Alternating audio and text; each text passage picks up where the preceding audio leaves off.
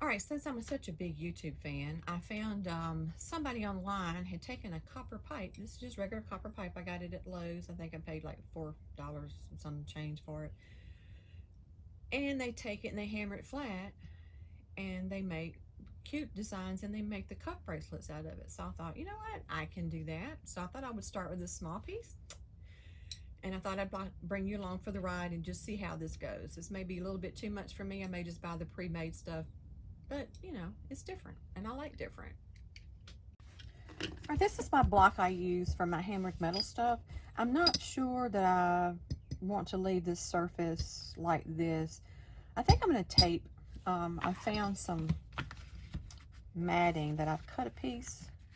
And I think I'm going to take and tape this on here so it won't mar this up for when I use my hammered metal. Because if you have scratches on this as you're working on your hammered metal, it does leave impressions on the back of your work. So I think I'm going to tape that up.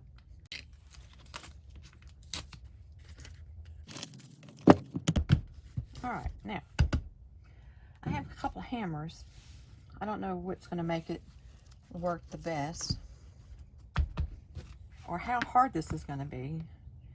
And I may have to move you up on the shelf because I think it might bounce too much. But anyway, I got this big old ball peen hammer. It's like an antique. Came from my grandfather's, I believe. Let's see what we get. Okay, I think they say don't start on the end. And I think I'm going to flatten this entire piece and then cut the length I need for the bracelet. So we're going to start in the middle here. Let's see what happens. Yeah, I think you're going to bounce too much. Yeah, let's move you back up to the shelf. Hold on. Okay, so I think my little teardrop mallet from Harbor Freight might be the ticket. I'm going to try to stay away from the areas that I've already kind of marked it up. And we're going to start right here. This bends easier.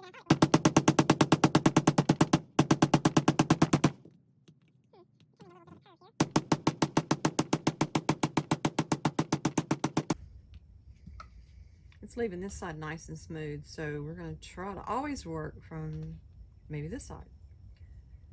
It may clean up pretty good. All right, so I got to quit working like random hits and stay in where I'm already working. Let's see if I can do this. Jeez Louise. And this is working really nice. Yeah, I think that was a good call. Put that on there.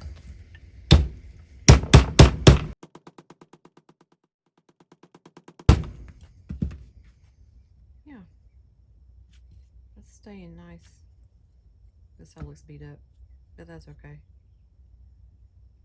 All right.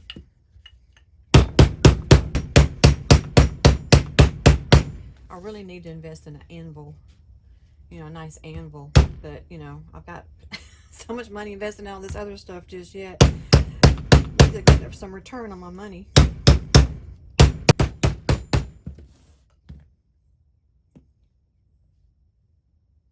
Yeah.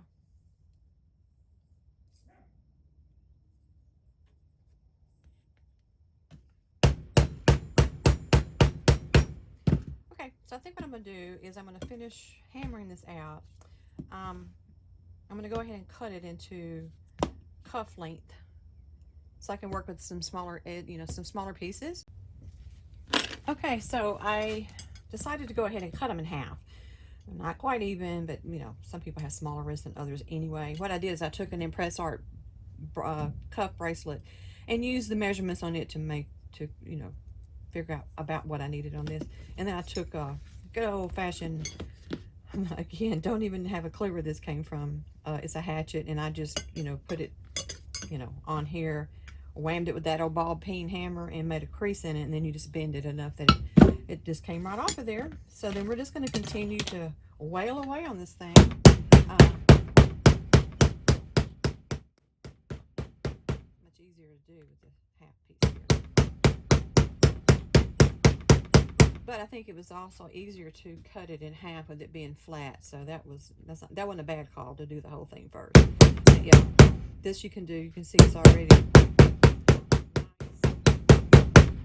I don't know. This sun may be just messing the whole thing up, but we'll see. I don't know if you can see it anywhere else, but it's nice and lot flatter using the smaller piece. I can control it.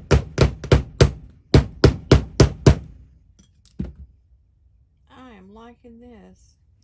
It's a good heavy weight too.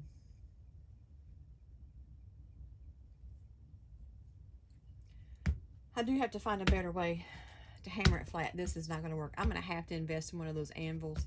Just makes more sense. I don't have anything else to really work this on that it doesn't mar the back. So yeah, there we go. Got to sell some stuff to make more money, to buy more stuff.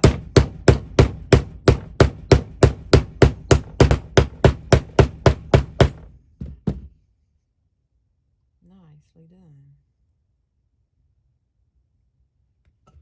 I'm anxious to see how using the metal stamps works on this copper. I think it's going to look nice, and then we'll use the mark the pen. I don't know, liver sulfur might work on this copper. I'll have to look it up and see. I like things antique. I don't like things to look new. I like everything to have a little bit of patina on them, and I find most other people do too. I like it, and I don't want it to be perfect.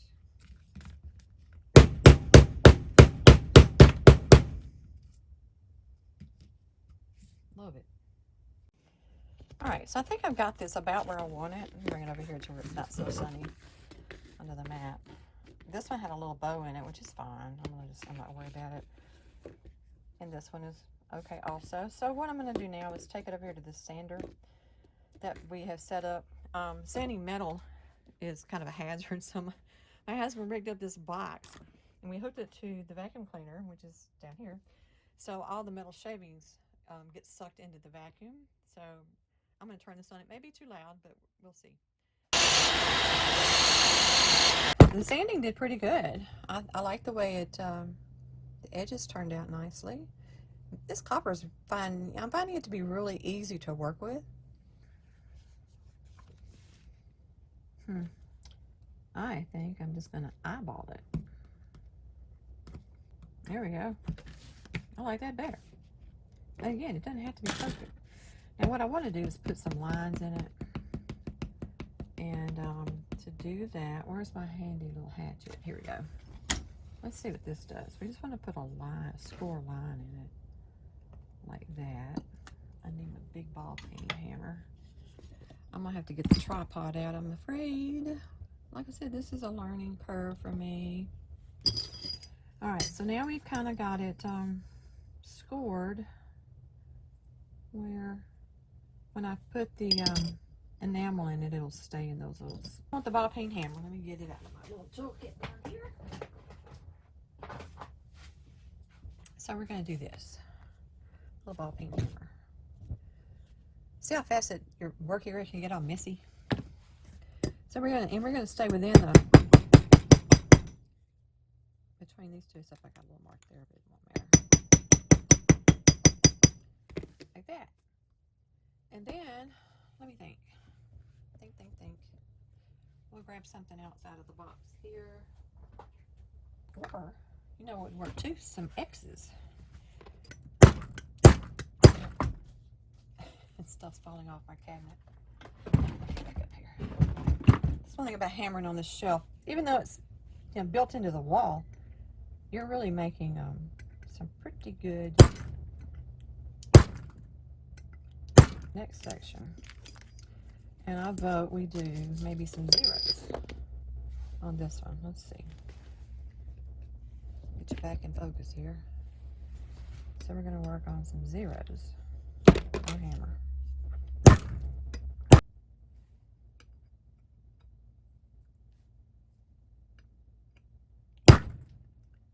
I have a tendency to have, when I hammer, I have a tendency to have more pressure on one side of this than the other, and I'm not quite figuring out what I'm doing.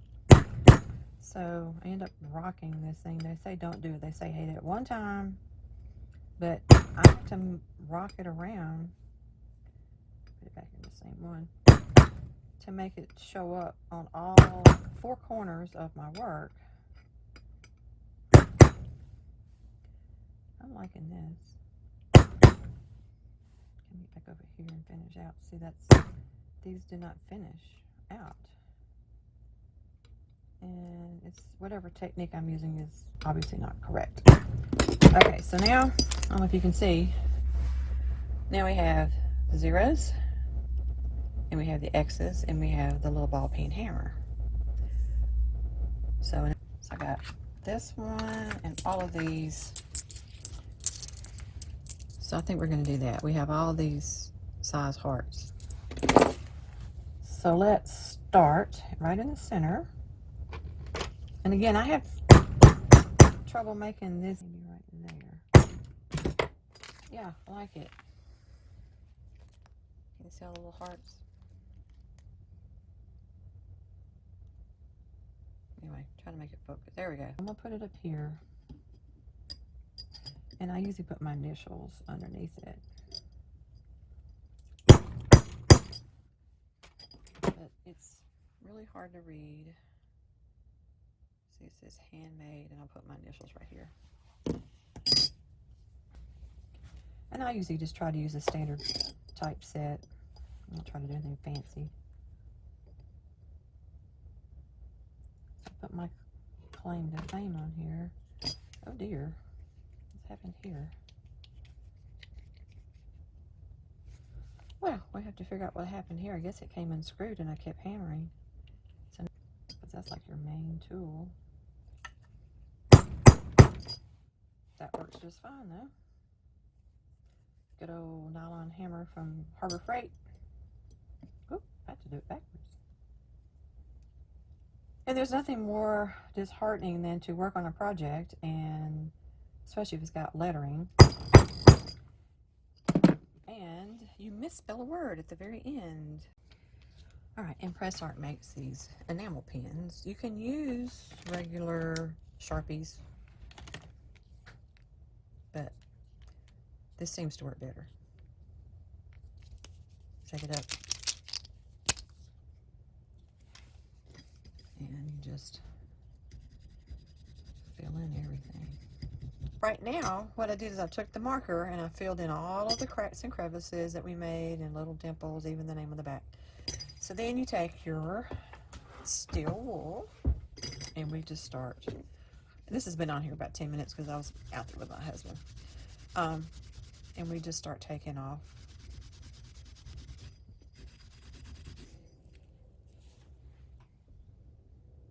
So it brings out the texture. Leaves that real shiny though. Not sure I like that. Marker, marker, no marker. So let me think about this. What to do? Okay, since I don't like the fact this is empty, I ball peen hammered the ends. Remember they were shiny? And now I'm just going to take some alphabet letters, I think, and just randomly put them in here. Anyway, we'll just see. All right, let's see what we got. So we have 3 different sections.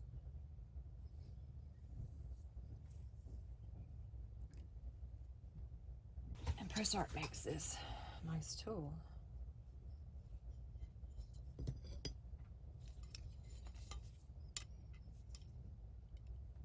To help you bend your cuff. This is a little lopsided. Wrong way. These are also in Press Art. See if I bend that on down.